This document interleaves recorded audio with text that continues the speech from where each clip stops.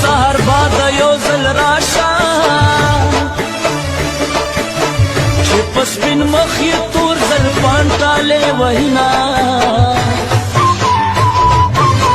و د سهر باد ورته وایا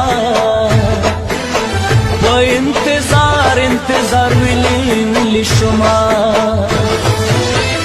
پرون سهر کې په خندا شه چې د زړګي په باغ مې راشي بهارونه هغه سهر به مې هېر نشي زما او ستا چې پکې شوي دیدنونه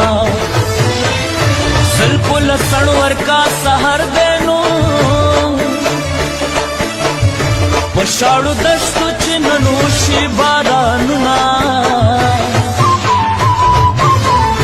هغه سهر په ما اختر وي